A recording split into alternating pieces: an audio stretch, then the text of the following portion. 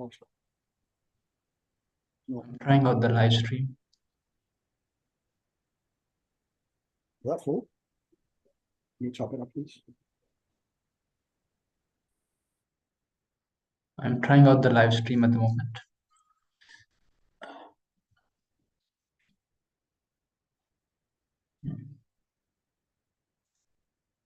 Okay.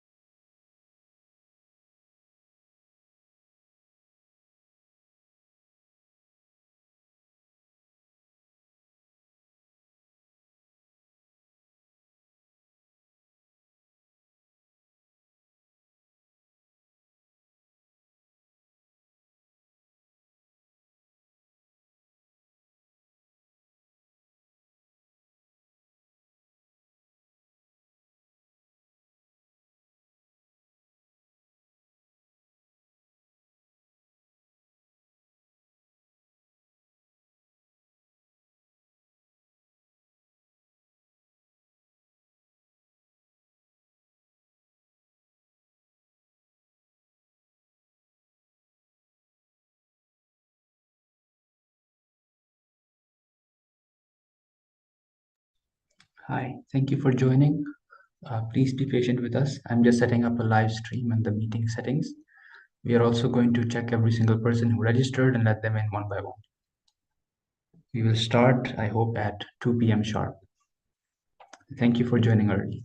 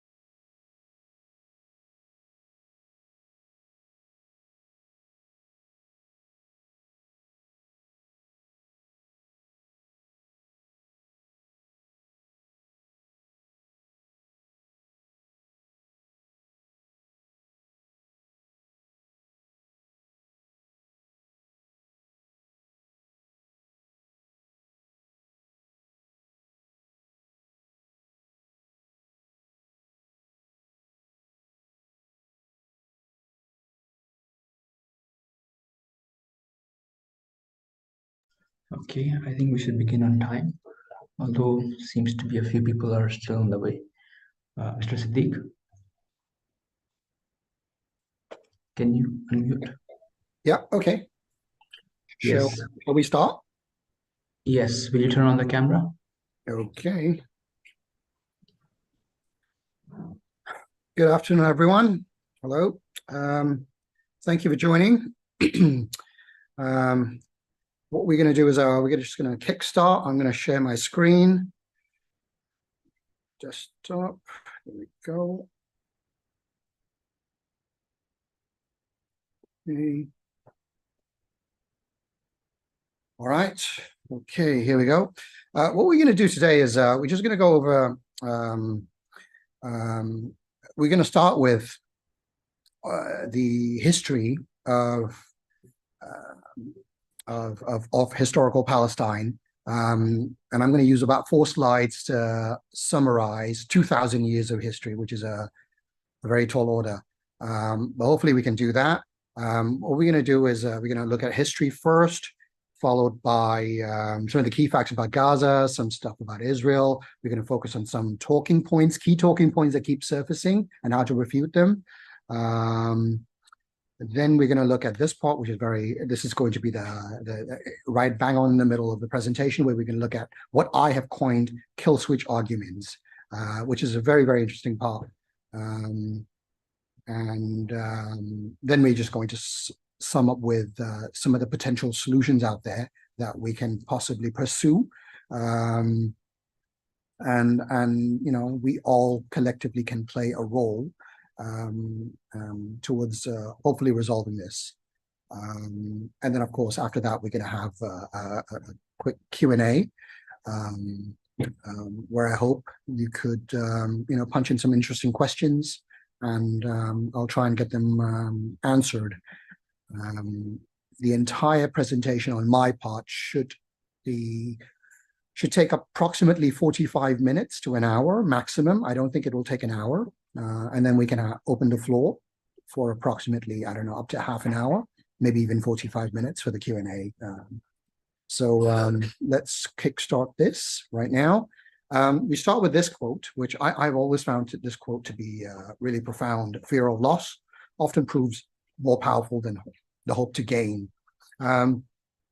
This was actually said by the CEO of Intel in Israel a long time ago. And this is something that in Israel, this is very much to emphasize on that social engineering of the people, the residents of Israel, telling them that, you know what, people are out to get us. We have to learn to survive no matter what. So that indoctrination of that fear of loss is tremendous in Israeli society. And that has proven to be very, very fruitful, because if you look at how hardworking, obviously, our cousins are, and they're very hardworking, they're focused on education, technology, the arts, in many, many sectors, they've actually excelled over the years. And hats off to them, because in 75 years, truly, they have come a long way.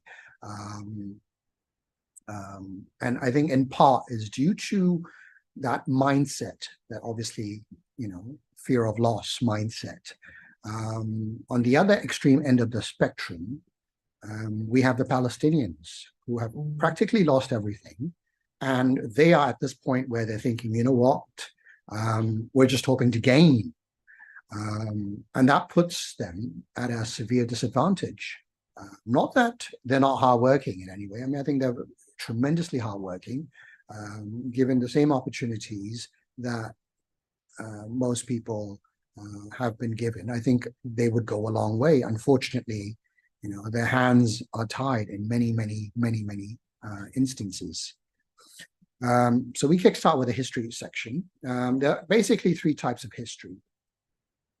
One is the Palestinian historical version. The second is the Israeli historical version. And the third, which in my opinion is the most widely circulated version, is a mix of fact and fiction, as well as a large chunk of myth as well. And that tends to be the most widely circulated historical version that the world is exposed to today. which is why we should never believe everything we hear. We should always understand that there are multiple narratives out there, and it's upon you to go out and find out what the truth is. But very much so, the Israel-Palestine issue comes down to a basic argument about whose family tree goes back further. And of course, there are people who say it's just an extended real estate fight, which is another way of putting it. But of course, there is more to it. So let's start with history. Many prophets, including Abraham and Moses, we recognize were Jews, and they lived in Palestine. Even Jesus was born a Jew. But after bringing in the new gospel, he was known as Christ, or the leader of Christianity, and that very much originated in Palestine, Bethlehem. Now, 40 years after his ascension, or what the Christians call his crucifixion, the Romans, both including the Christians as well as non-Christian Romans, started expelling a lot of Jews from Jerusalem. And this was this was the first big wave of migration that the Jews suffered. And this went on for centuries, for up to 1,000 years. There were many waves of Jewish expulsion from Jerusalem, culminating in obviously the Crusades in the year 1096, approximately 1,000 years ago, where not only were Jews expelled from Jerusalem, but a lot of Jews and Muslims were killed as well, and a lot of Jews were pushed out. Many went worldwide. A lot of them settled in Europe. Some of them went to Africa, they went to South America, but a lot of them actually settled in Europe. And they struggled in Europe, actually, because they were seen as different, very, very different. But yeah, they struggled for a good 400 to 600 years before, and this is a very interesting part, I'm actually fascinated by this point, before the European Renaissance, where obviously due to economic opportunities, and the explosive growth in trade and banking, they started doing really well. Again, they were very, very hardworking, children and grandchildren of migrants. They worked really, really hard. What is very interesting about this part is while the European Renaissance was happening in Europe, at the same time, right, you had the Ottoman Empire that was rising in prominence. And they had actually just taken over Jerusalem as well in terms of sovereign control.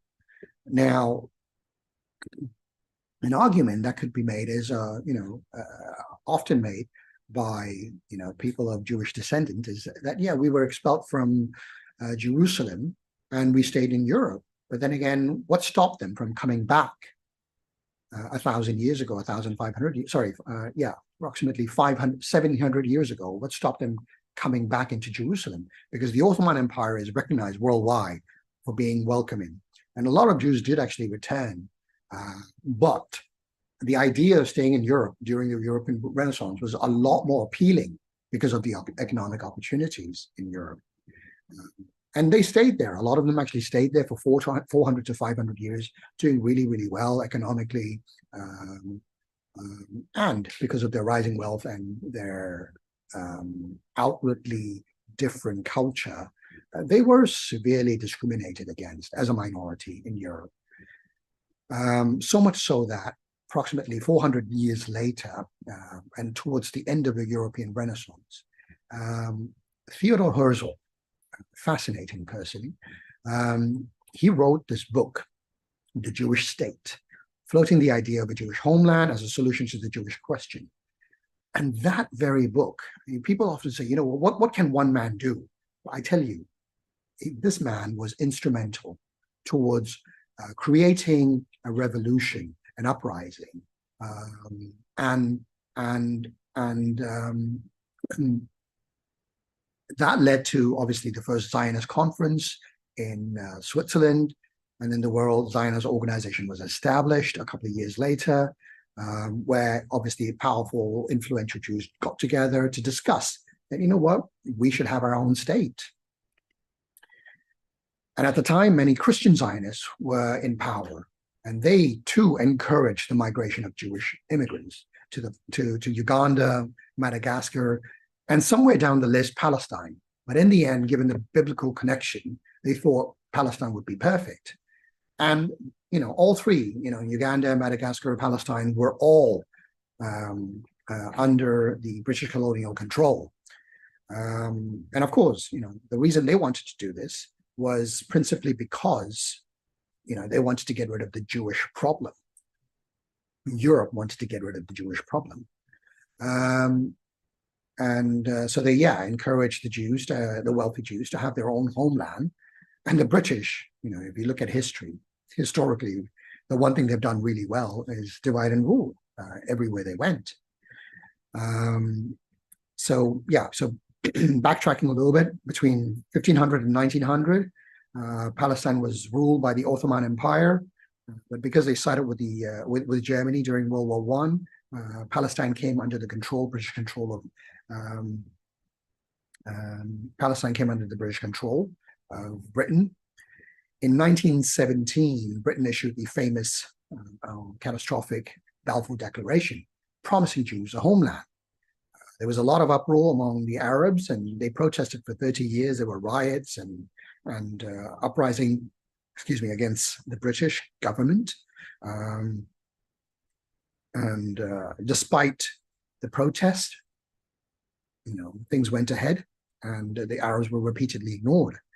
And let's be honest. I mean, the Jews had it really bad. First, they were expelled from their homes by the Romans. They went to Europe. They went to other places around the world. They were severely discriminated against. They did fairly well economically, but they were still severely discriminated against. And they had amassed a fair bit of wealth, assets, businesses, properties in Europe.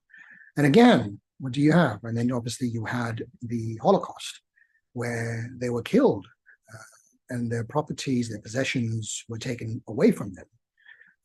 It was a terrible time for the Jews.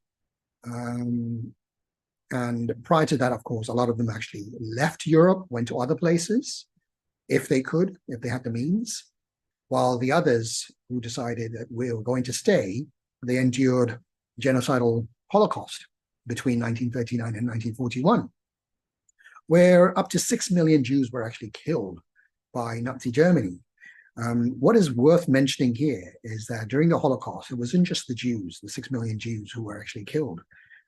Nazi Germany also killed gypsies, Jehovah's Witnesses, homosexuals, blacks, disabled, political opponents, prisoners of war, Slavic peoples, Eastern European people.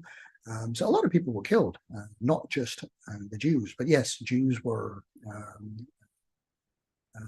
account for a good over 50% of those killed during the Holocaust.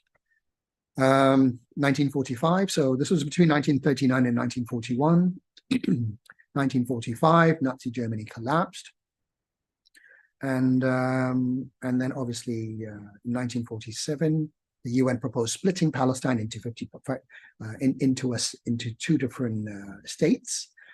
And again, this is a very, very interesting fact. I will come back to that later on in this presentation, but please remember this figure. Britain promised the Jews there's 55% of historical Palestine, right? 55%. And the Arabs were given 45%. There was a lot of uproar, dissatisfaction, riots, protests. But you know what? It was not fair, but okay, fine. This was not fair, fine. What happened the following year? Israel was given the green light to form as an official state and country and officially admitted into the UN.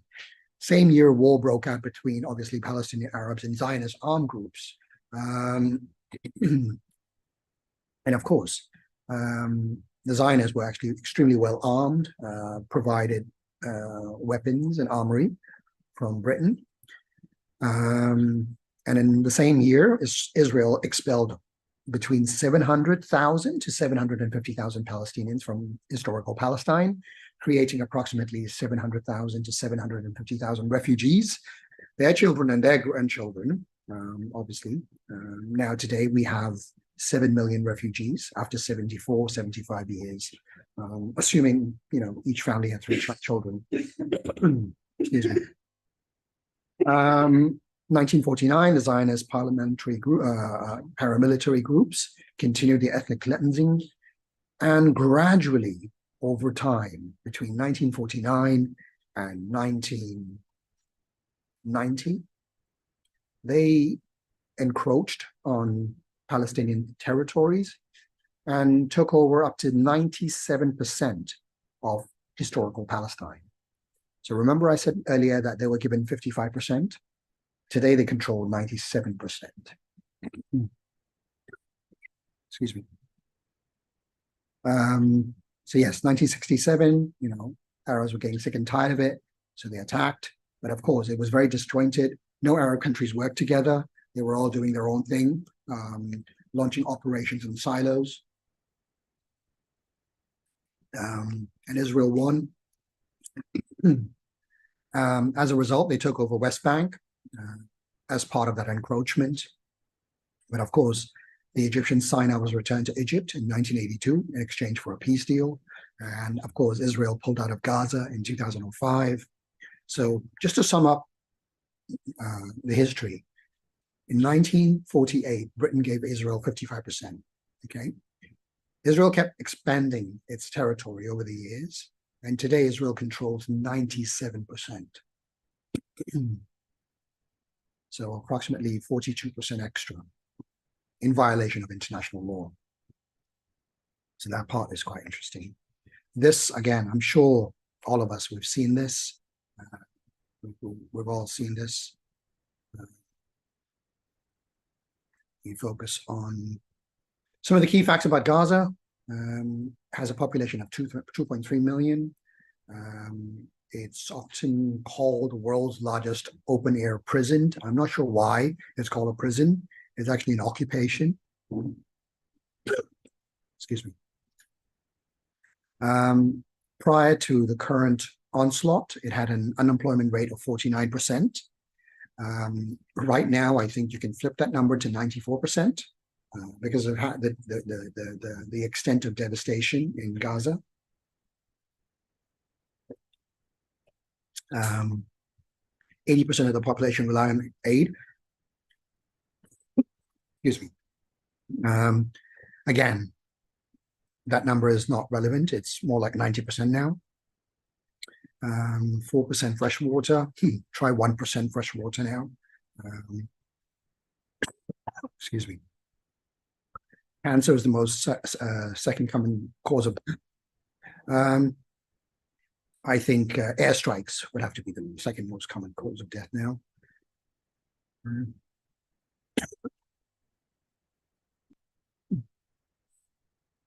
Electricity was bad before 2014 because obviously they kept bombing power plants and civilian infrastructure. But over the years, of course, Israel has bombed power plants, water treatment plants, bridges, electricity, sewage lines, health facilities, water tower, agricultural lands.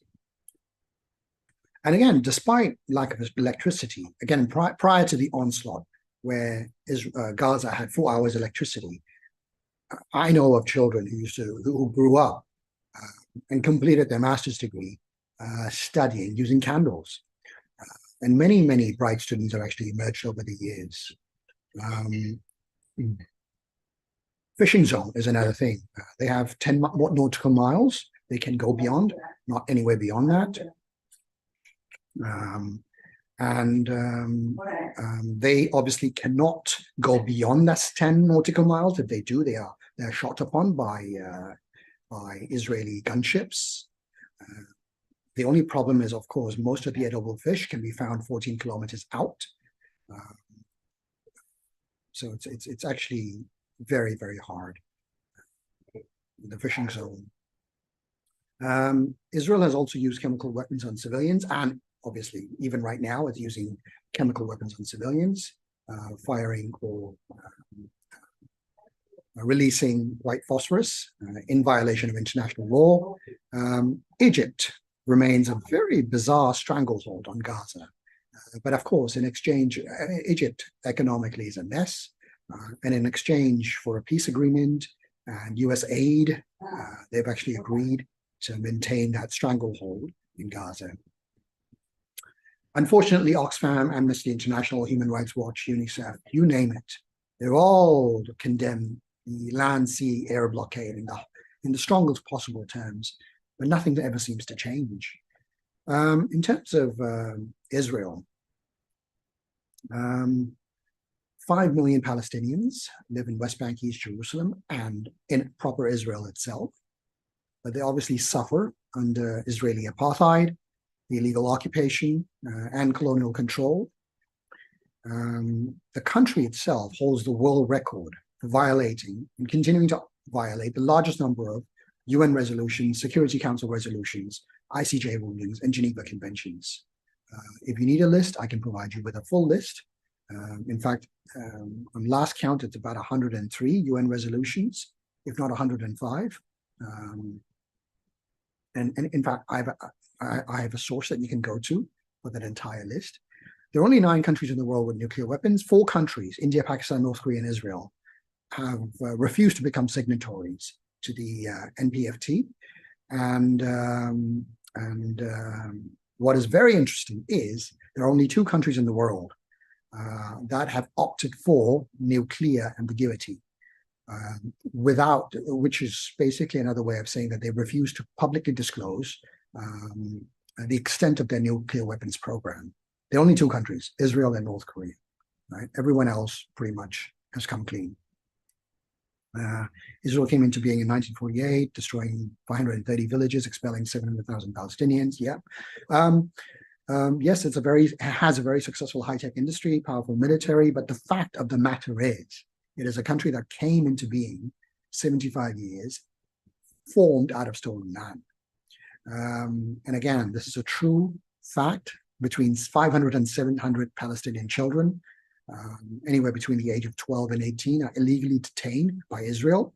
And when I say illegally detained, it actually means administrative detention, which basically means without trial, without charge. And the detention could be indefinite. A complete violation of international law. The United States has vetoed 62% of all resolutions against Israel. In fact, there have been 55 to 57 Security Council resolutions that the United States has vetoed over the last 50 years. What is very interesting is that Israel likes to say that, we've tried every possible way to coexist. But the one thing they haven't tried is give back the land. That has never happened. That has never happened. And in fact, this would almost guarantee peace. And yet they refuse to give back land unconditionally. 130,000 structures have been destroyed, displacing tens of thousands of people. The Arab population in Israel, there are Israeli Arabs who live in Israel, hold Israeli passports. They are subjected to at least 65 blatantly racist Israeli laws. So you have one law for Jewish Israelis, and you have one for non-Israelis. And then, of course, people who live in the West Bank and East Jerusalem, they have to put up with a wide range of segregation policies and laws and regulation. If there's a violation, they have to basically end up in the military court. Whereas if there's a violation on the part of a settler or an Israeli, he goes to a civilian court. There are over 700 checkpoints across West Bank and East Jerusalem, 700. Now, we move on to some of the very common talking points that Israel sometimes like to raise, or even some Palestinians like to raise. The first one is, the issue is too complex. But in my experience, anyone who says this is just being lazy and is just trying to shut down conversation more than anything else. But the truth of the matter is there's nothing complex about it. Because what is so complex about stealing someone else's land and then taking more land, building more settlements, asking your people to live and work there, building shopping malls, building industrial buildings, factories, commercial centers, decade after decade, all under the disguise of roadmaps and peace talks and negotiations and entities and and peace roadmaps to nowhere. Okay. And what is so complex about one country violating over 100 UN resolutions and continuously ignoring the demand of the international community for Israel to go back to its pre-1967 border? I mean, sure, I'm not saying that it's not complicated. There are elements of it that are fairly complicated. For instance, how to divide the city of Jerusalem, how to deal with the issue of 7 million refugees, Palestinian refugees. I mean, these are, of course, sticking points. But broadly speaking, this is not a complex issue. Yes, it seems complicated because the truth of the matter is, it seems like it's been going on forever, when the truth of the matter is, it has been going on for no more than 75 to 100 years at the most. And the other reason why it seems complicated is because everyone has a different narrative. The Israelis have their own narrative, their own social media, the Palestinians have their own narrative, and everyone else has their basically ends up hearing a lot of contradictory information. So it all seems very confusing. And the worst reason why it seems complicated is because you have powerful groups, both Israeli and Palestinians, who often repeat, oh, you know what, the conflict is too complex, too complicated. And they do that to shut down conversation. The other thing they keep saying sometimes is obviously, that they have been fighting for centuries. Again, that's not true. This didn't start until 1917, 1948, or, at the early 1900s, when Zionist Theodor Herzl floated the idea of a Jewish state. Before that, minority of Jews stayed in historical Palestine, and they did really, really well. They were welcome. But yeah, it's far less than the 2,000 years that is projected in the media. For 2,000 years, yes, the Jews suffered, but at the hands of the Christians, the atheists, but definitely not the Muslims or the Palestinians. Here we go. Conflict is all about religion. No, it's not about religion. Religion is a sub-factor, right? But it's not about religion. This is not about Al-Aqsa itself. Al-Aqsa is a key issue, yes, but then this is also about stolen land, stolen homes, stolen farms, no right of movement, no right to travel, limited work opportunities, illegal imprisonment of children, one law for Israelis and one for non-Jews. There are a plethora of issues that are key to this conflict that affect both Muslim Palestinians as well as Christian Palestinians too. So no, this is not just about Al-Aqsa. This is not about religion. This is a human rights issue. Excuse me. The issue can't be solved. That's another lazy assertion sometimes. Yeah, I agree. It can't be solved if the United States is involved, as it has been over the years. Which is why we need someone fair, neutral, that won't drag this out for decades. We need someone like China or Russia, that can't be easily influenced to help resolve this. Right? The Americans are obviously hugely compromised. And if you had to look at what the Palestinians want at the end of the day, all they want is basically full control of West Bank and Gaza, right? 22% of historical Palestine. And they want the freedom to move, work, live, and travel. And of course, the full right of return for all 7 million refugees. Of course, it's an oversimplification. I agree it's an oversimplification, but it's a very important starting point. But nobody seems to want to consider this. Another thing they keep saying is, oh, they hate each other. Of course they hate each other. Of course, that's only normal, given what they're fed in the news and given their own lived experience. The Israelis on their end, or at least the Israelis and their allies, the Americans and Europe and whatnot. Now you'll hear a lot of them talking about, a two-state solution. Two-state solution is the key, where, you can go back to, obviously, the 1948 lines or pre-1967 borderline or whatever it may be. You can split up Jerusalem, East Jerusalem going to the Palestinians. The Israelis can keep West Jerusalem. They can talk about the two states, but they've been talking about the two-state solution for what, 30, 40 years now? Whereas if you actually talk to any Palestinian, They'll say, no, it always has to be one state. We all stay in one state where the Jews become a minority, by a simple function of numbers. If you look at sheer numbers, they'll become a minority, and it's only fair. Point number 7. Oh, okay. This is, again, a very interesting slide. Palestinians can't be trusted because, you know what, they will attack if given the chance. So they have to be put up behind walls, embargo, sanction, because they will attack if ever given a chance. Which, again, is false because, yes, while there have been attempts to fight Hamas, the occupation and blockade, many Palestinians have actually used nonviolence as well, Fatah. And yet, what did Fatah get in West Bank and Jerusalem? Expanding occupation and worsening situation, worsening conditions. So nonviolence didn't really help. Another one is, they can't be peace until the Palestinians adopt nonviolence. Actually, no, before I go to this slide, let's go back to the previous slide where I say, they can't be trusted because they will attack if given a chance. I was watching a video recently, and this speaker said something profound. He said, she said, sorry, that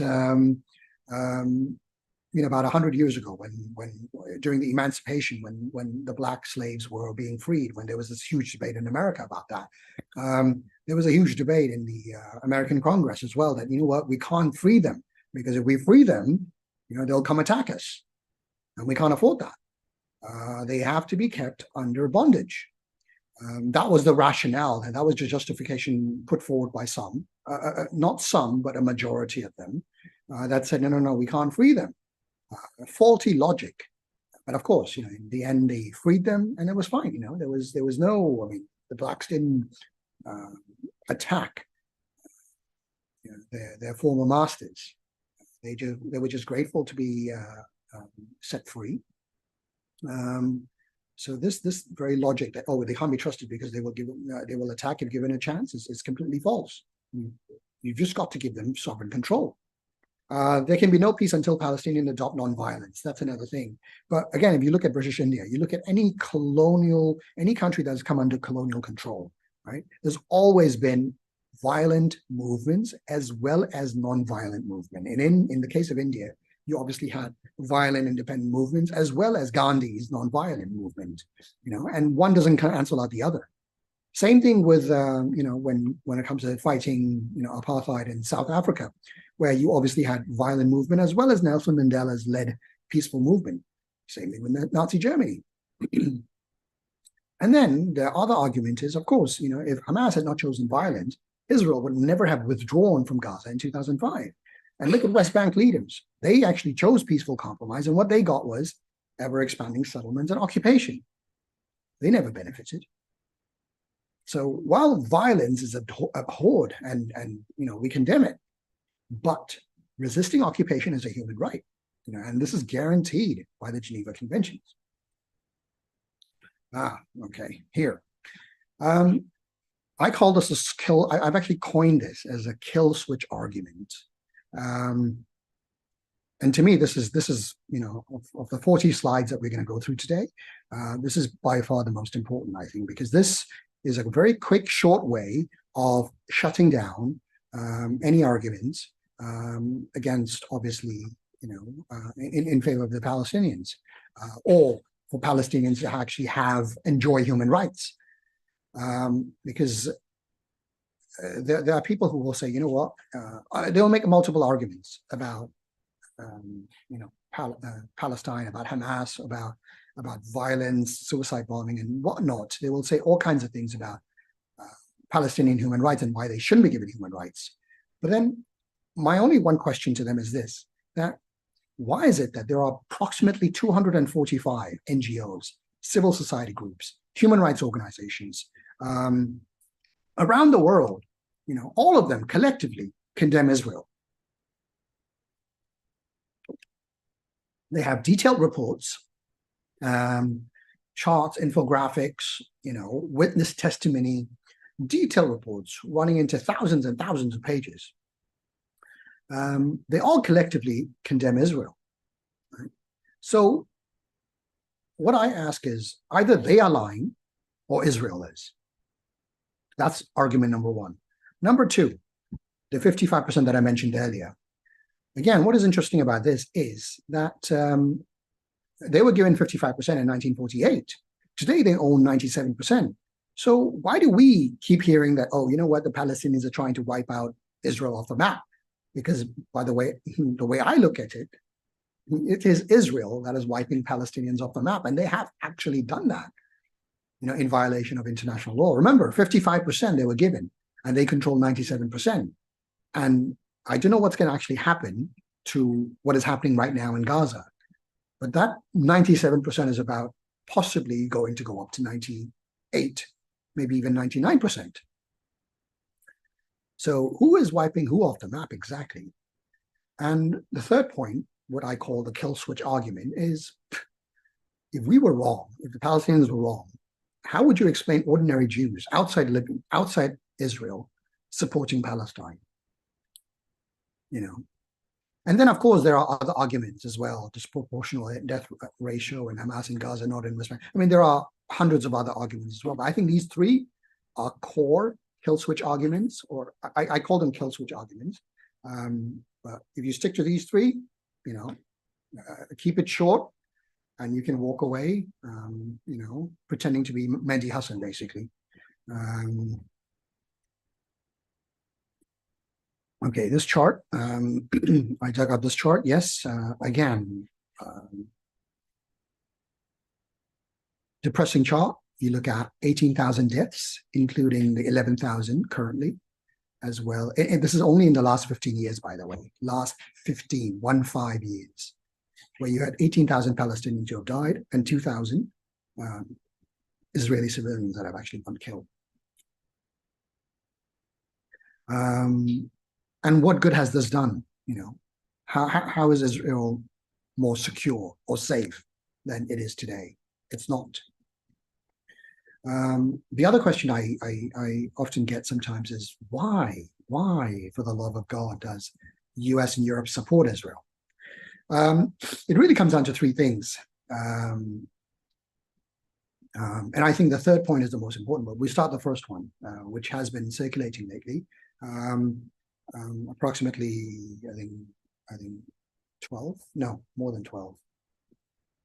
Between 12 and 17 years ago, they actually discovered gas deposits offshore from Gaza, trillions worth of gas deposits. And they're already extracting it. And they're building a gas pipeline to Greece and hope to export it to Europe and all that. So that's actually one reason why Europe, by and far, supports Israel. Because, hey, you wouldn't want the gas deposits to come under the sovereign control of Hamas, right? Given how they're projected in the media. The other one is obviously the canal. We all know about the Suez Canal, which obviously controls approximately 60% of world trade, goes through that canal. And Israel basically had this idea that, we could slice through Gaza, create a canal, and have full control not full control, have sizable control of trade flows. As an alternative to the Suez Canal. Obviously, this is an idea. This hasn't, this idea came about in the 60s or the 70s, and it hasn't made traction yet. But this is one of the possible ideas out there. The third one is something that's very, very interesting. This popped up all of a sudden 3 months ago. I don't know if you've heard of this publication called The Intercept in the US, very respectable publication, independent. They found a Pentagon-released military contract announcement dated 2nd of August this year, in which there was mention of a secret $35.8 million radar facility in the Negev Desert in Israel. The project was codenamed Site 512. What that does, apparently, it's a radar facility, fully fortified, and it's actually run by the US. The US has major operations in the Negev Desert, and they use that as a base. And I'm guessing, obviously I'm not in intelligence, so I'm guessing they only do that to obviously spy and keep tabs on what's happening in the Middle East. So the reason why US and Europe support Israel is because they need their eyes and ears, in the Middle East. Because the moment they leave, they leave a vacuum, and they do not want either Russia or China to fill that vacuum. They can't afford that. So, which is why no matter what happens, no matter how atrocious the atrocities get, no matter how easily and obviously abhorring the violence gets, it's almost as if they're living in a parallel universe, because they can't seem to condemn Israel because they've got vested interest. They need eyes and ears in the Middle East. It's very, very critical for them. Right? Moving forward, how do we actually move forward? What can we do to basically hopefully leave an impact? I mean, yes, of course, we can march, we can protest, we can condemn, we can sell cupcakes, we can send WhatsApp messages, we can post anti-Israel memes on Facebook and Instagram, all we want, But the thing is, these alone will not help. There are 4 things that we can do collectively that can help: charity, activism, read, and boycott. Because at the end of the day, things will only change if the moral, security, and financial cost of retaining the occupation is made extremely high for Israel. It becomes really intolerable for Israel. All right? As of now, it's not very high. So that needs to change. When I was preparing the slide, I mentioned obviously, needs to be made for Israel. But I've come to learn in the last couple of weeks that no, it's not just for Israel. It needs to be made high for the Americans as well. Because it's not Israel that actually drives the agenda. It seems like that. And I know I've seen these memes and we say, oh, you know what? Israel controls the world and all that. I don't believe in that. If we want to see change, it has to come from the Americans. It has to come from Europe. Because think about it. Why do you think none of the Muslim countries are actually, attacking Israel or even making any maneuvers, any moves towards Israel? Principally because they don't want to get into the crosshairs of the Americans. Right? Nobody wants to risk that. So it's actually the American administration wherein that's the core. If we can actually affect policy change there, then we're looking at changes in Israel. Because right now Israel is fortified, extremely well fortified, right? But the moment you take that fortification away, then obviously it's even playing field. So how do we move forward again? Read. My base knowledge really came from over the last 25, 27 years. I've actually read approximately 200 to 250 books on foreign policy and politics and Israel-Palestine. But these 20 books have made a profound impact on my knowledge base about the subject. And from time to time, I find myself going back to these books for reference. The funny thing is, prior to this, a couple of weeks ago, I went back to these slides, and I realized that if you look at the top 20 books, 13 or 15 books are all by Jewish authors. The remaining 7 are non-Jewish, non-Jewish authors. But yeah, the vast majority of them are Jewish authors, highly, highly critical of Israel. And I've always found these books really interesting. So, activism. That's another way we can help. How? There's plenty of research out there. Forward, like, share their research. They need they need that magnifying coverage. There's only so much they can do. The world needs to be made aware. An article coming out from Al Jazeera, an article coming from a Palestinian will have limited impact. But something coming from a neutral third-party group, like an NGO, a human rights group, has more pull, I think. Again, it doesn't have to be either or, but I just feel that there's a lot of research out there that's worth circulating. The other thing is obviously people like to use their social media and basically post articles from blogs and Facebook pages and stuff like that, which is, again, there's nothing wrong with that. But I find the most powerful videos tend to be those, produced by Jews themselves, critical of Israel. And there are hundreds of them. In the last 1 month, I must have received a good 75 such videos in my phones on WhatsApp. And I like to circulate those rather than, an article or, of course, it makes sense to circulate all kinds of material, but then sometimes videos featuring Jews tend to, send a different message altogether. Other ways we can do this is obviously organize a booth, hand out leaflets to your local community, and peaceful protests. Again, peaceful protest. With peaceful protest, I think in Asia, I don't find that as effective. It's actually more effective to do protest in the West, in places like the States, or in Europe over the weekend, as we saw.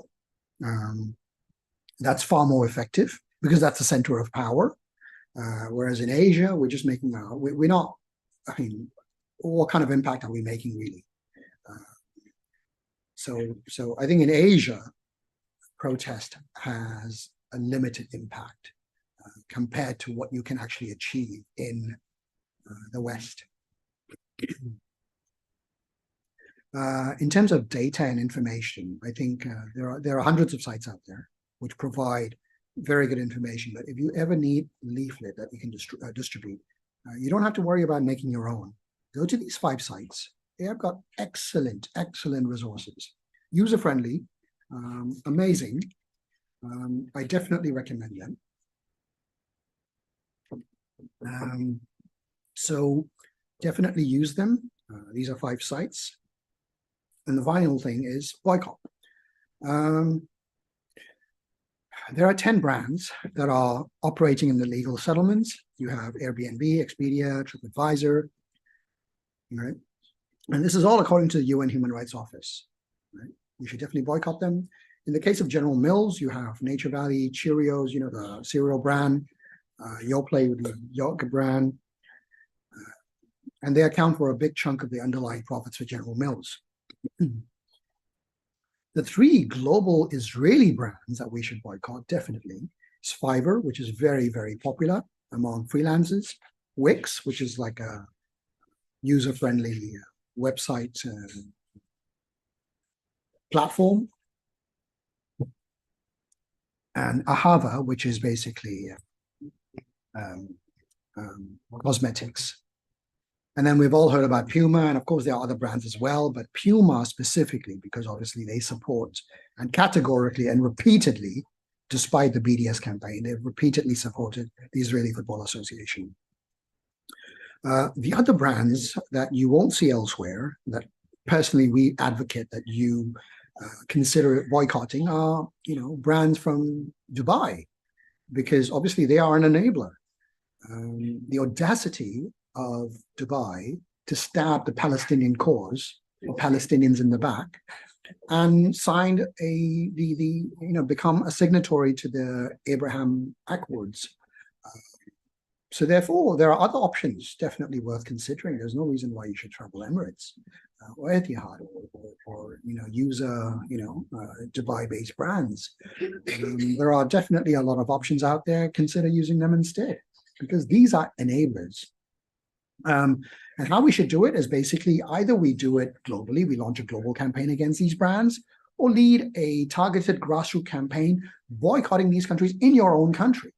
Right? So that has to be multi-level. One, if you have the resources, do it globally. Sure, do it globally. If not, at the very least, do it in your own country. And definitely target these 3 Israeli brands: Fiverr, Wix, and Ahava. And of course, lead a targeted grassroots campaign to boycott Emirates and UAE brands as well. And of course, write to Puma not to renew their sponsorship. We tried, a lot of people tried, they didn't listen. And of course, lately, given what McDonald's recently did, avoid McDonald's, KFC, Burger King, Domino's, Starbucks, for obvious reasons. And the last thing I would mention is obviously charity. That's another useful way to actually help Palestinians. But again, obviously, as you all know, I founded the Gaza Fund. And at the Gaza Fund, what we do is obviously we have projects in Palestine, in Gaza, active projects. But what we also do on the website is we actually list 60 charities that are very active in Gaza today. So simply go to the website, go to active charities, and you'll find a list of 60 charities that are very active in Gaza today. So you don't necessarily have to come through the Gaza Fund to help the people of Gaza. There are plenty of charities that are very active, and this has all been vetted. In fact, I'm going to try and see if I can bring this up.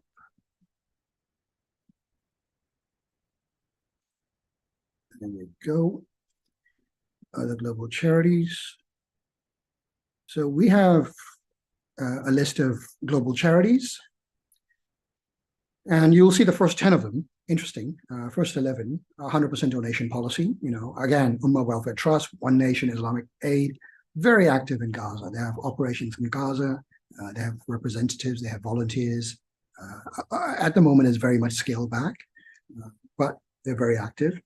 And then they have a number of them, who are active as well. So it's a fascinating list. So you don't necessarily have to come through the Gaza Fund to undertake charity. So where was I? Oops.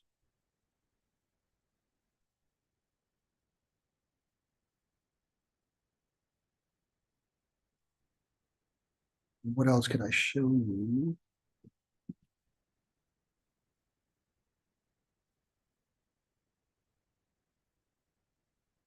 Sorry, bear with me for 1 second. Yeah, okay. But whatever you do, whichever charity you support, what I ask is you first check if the aid is actually going through Israel or Rafah. That's very, very important. In the case of Gaza, a lot of people actually don't do this. Whenever something happens in Gaza, what they do is you basically open the wallet, they make a donation, but without actually checking if the aid is actually going through Israel or Rafah, because that makes a huge difference. Because according to various studies, 70% of the aid that actually goes through Gaza comes via the Israeli economy. Because think about it. Israel right now is bombing Gaza to bits. And very soon they're going to need construction material. Where do you think the construction material will come from? It'll come through Israel. And that directly benefits the Israeli economy. Multiple studies have been done on this. And a lot of the items that are actually going into Gaza are actually taxed 3 times. So people often say, I received a message a couple of days ago saying that, Israel has incurred $3 billion in losses due to what's actually happening right now, given the military operation. No, they haven't incurred a single penny of loss, because what they're going to do, they're going to recoup the cost from aid that they're going to receive for Gaza. Everything comes through them. Everything comes through them. So, be mindful. When you donate, first check if the aid is going through Israel or the Rafah border. That's very, very important. About the Gaza Fund, again, we are the first and only non-Palestinian charity. We focused 100% on Gaza. We are one of the few charities. We disclose our financials on a monthly and bi-monthly basis. 100% proceeds donated to Gaza. We have raised approximately 1.7 million, 170,000 pounds so far in less than 26 months via, it's not 250 actually, it's about 350 donors. And all operating expenses are actually paid by me. We've actually incurred, and of course we have a few small donors who basically donate to our expenses fund as well. But yes, we've incurred 105,000, approximately 10,000 pounds in expenses in the last 2 years. So we're rather small compared to the big boys like Ummah Welfare Trust, Muslim Aid, One Nation. We're comparatively small, but we're nimble, we move fast, we're very, very focused. We focus on water filters, food aid packs, education, medicine, cash assistance, pretty much what everyone else does as well. Nothing exclusive to the Gaza Fund. Those are limited options in Gaza, and these are critical needs. We do this, so do most of the other charities. But the key is do your research before you basically donate. It's very important. I think, perfect, 55 minutes, very good. I've wrapped it up. If you have any questions, by all means, I'm just going to go to the message board. If you could just punch in your questions. You can type the questions in the chat box. If you could type the questions in the chat box, and then I will, try and address them.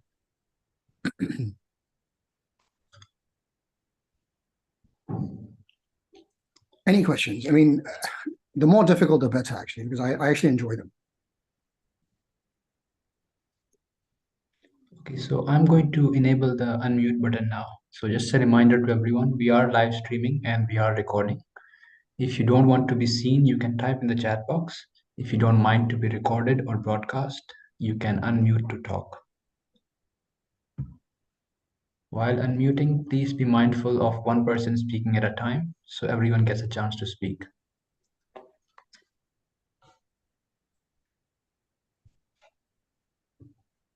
I think while we wait for questions, maybe we can go over some more frequently asked questions. Yeah, okay, let's do that. And in fact, what we can do is we can go through this. On the website itself, we have a section where we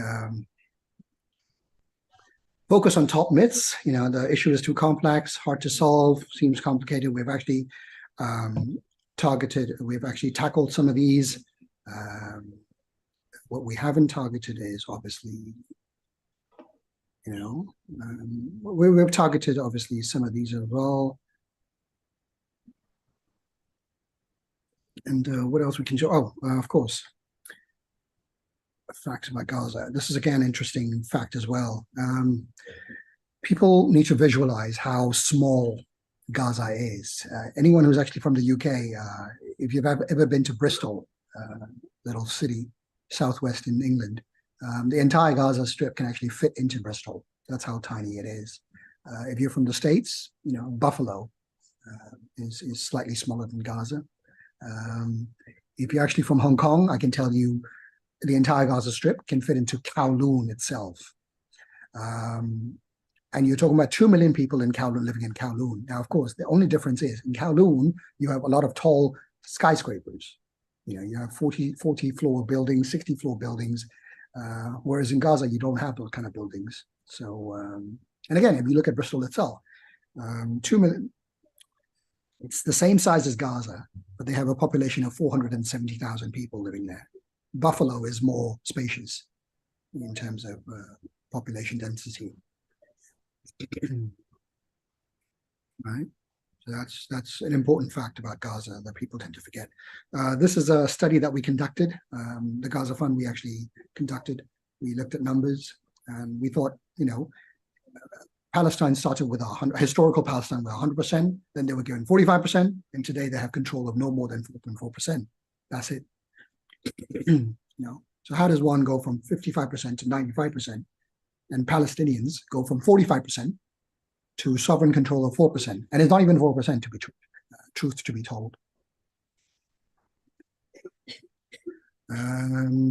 What else can I show you about that? Who to boycott? Again, we have a fairly interesting site as well. Different sites, talk about who to boycott, how to boycott, and all that. What we do is, we tell them, obviously we have these sites that have actually gone through already. If you want more information, go to BDS site. There is a link. This is a very powerful search tool as well that we recommend, Boycott Witness. It's very, very powerful. It gives you a product detail. And this, again, it's more like the Israelis have shot themselves in the foot by putting together the site, because they say buy Israeli tech. Well, I am saying, go to the site and avoid, Israeli tech. So you click on these sites, you will know exactly which technology by Israelis. So we're nowhere as sophisticated as the BDS in terms of boycott, but I think we're putting together this platform where different platforms can put out their messages. The last section I'd really like to show you is this. This is painstaking research. It took a long time, but we've put together 246 local, regional, global NGOs and activists that have published reports critical of Israel. So from Human Rights Watch to Amnesty International to UNICEF to UN to you name it, breaking the silence. And out of the 246, 25 of them are actually Israeli, Jewish NGOs. Scroll down, 46 Palestinian NGOs, obviously. 44 US-based NGOs, all right? 25 from the UK, and so on and so forth, 15 from Canada, and the list goes on and on and on, right? So this is a very important list of NGOs.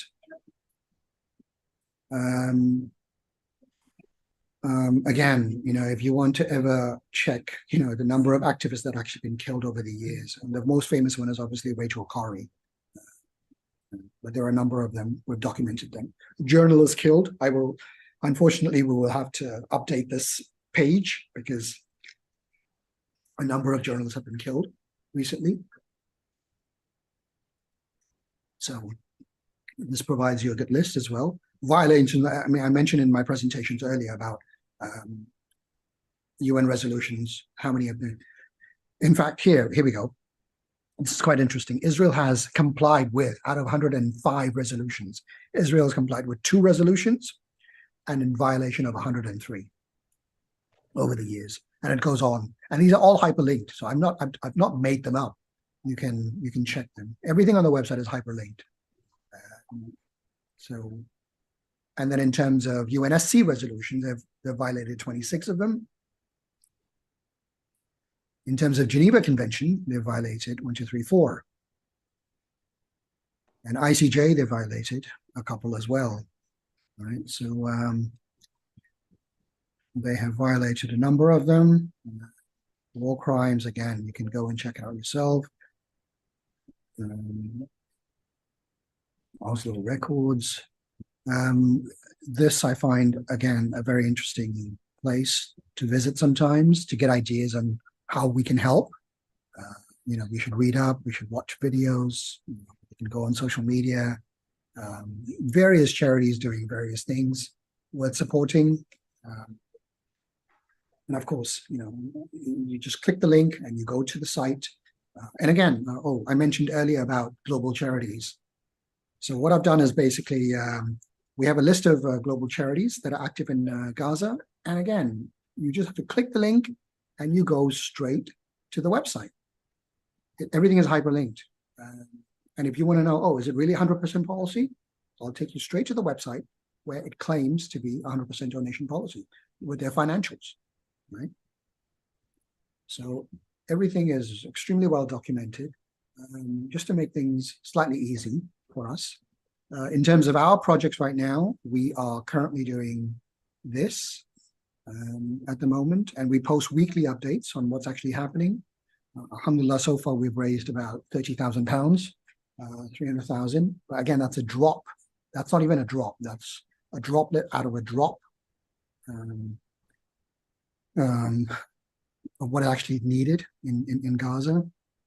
We're only doing cooked meals right now. We don't have the capacity to undertake food aid programs. And I've actually mentioned this to our donors before, that there's no point handing out lentils and pasta and rice when they don't have water, when they don't have electricity to cook. There's no fuel. Therefore, what we do is basically, so far, we cook meals and we distribute them in UNHCR registered schools. But again, at a very, very small scale, we don't have the capacity Um, we don't have the capacity. Yes, Riz mentions a very important point that for UK-based charities, you can you can go to the Charity Commission and check if their donations are 100%, their policy is 100% donation policy. It's quite rigorous. So you can check. I mean, of course, you can either go to the website or you can go to the Charities Commission. You know, but you have to do your homework. That's what I'm saying. It's very, very important that you do your homework. Don't take my word for it. Don't take anyone's word for it. Don't necessarily go to the website and take their word for it. Do your own research. It's very, very important you do that. So yeah. So that's what we're doing. Any questions at all? I mean, again, you know, just fire away. Post any questions at all. That would be interesting. I mean, we're still waiting for questions, I think. I've checked the YouTube as well. We don't have questions there. Right. I think one thing I want to remark is I'm glad that most of the people here today, they are new to me, at least half the people. Okay, that's great. Those who are not able to attend, I will of course give them a link to the video and make sure that they are able to watch it. Again, questions you can put in the chat box or you can unmute to ask. Both are fine.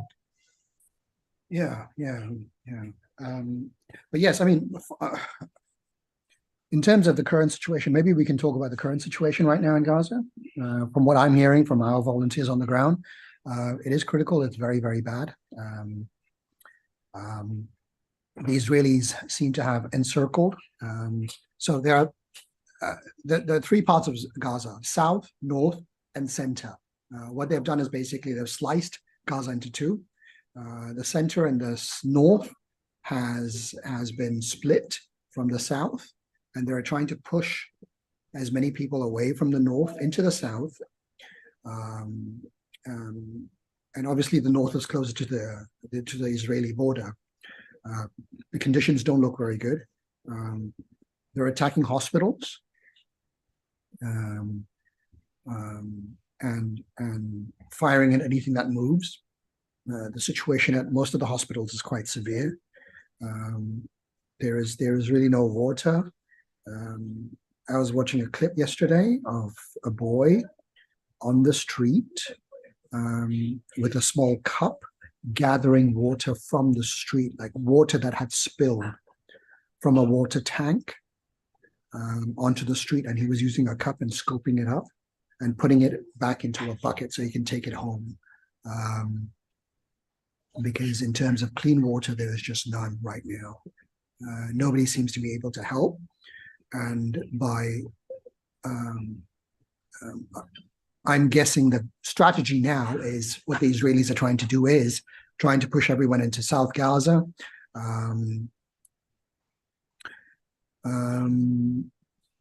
Try and push everyone to Gaza, make it really, really difficult. And Egypt is going to keep saying that, no, we're not going to open the border. No, we're not going to open the border. And things are going to be really, really difficult in South Gaza until the world starts pleading, no, you need to open a humanitarian corridor. And that's when they're going to open the humanitarian corridor in Rafah, let the Gazans out, and they won't be allowed to come back in. This is going to be a strategic step, but it has to be done step by step. And of course, in return, the Egyptians will get paid for it, given the condition of their economy. Why you think Egypt, KSA, Turkey, and other countries are not helping? Principally because they don't want to get into the crosshairs of the Americans. And, this would only happen if all Muslim countries actually decided to get together and say, you know what, we will collectively act.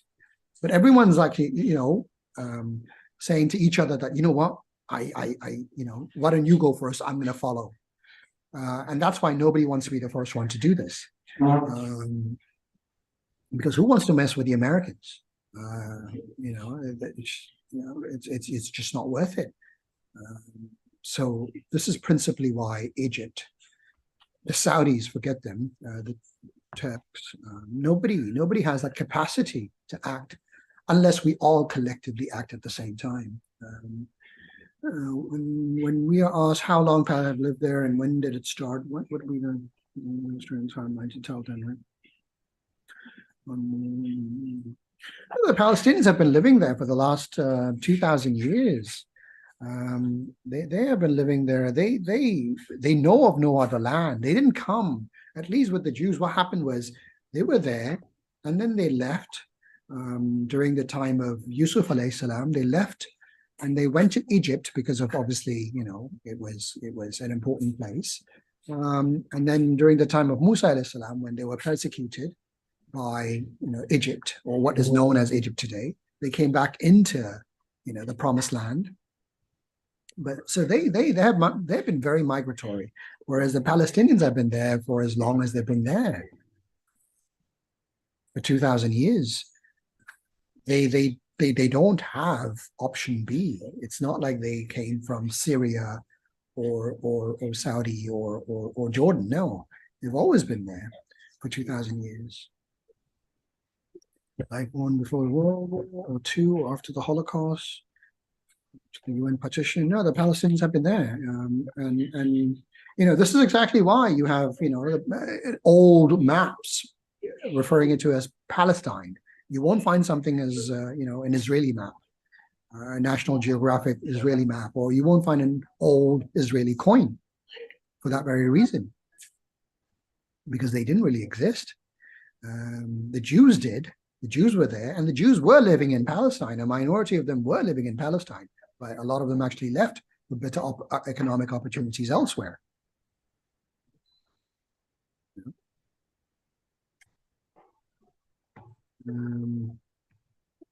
What else can we focus on? Yeah, so the current condition in Gaza are really, really bad.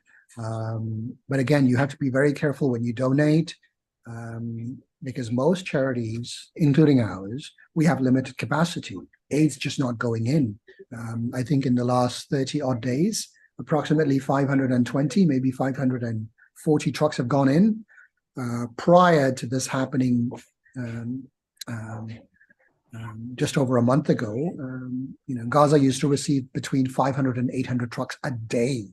So the fact that in 1 month they've only received 520 trucks goes to show that most of the aid is not reaching the Palestinians. And even with 500 trucks that has gone in, most of them, not most, all of them, I can confirm, are stationed in South Gaza.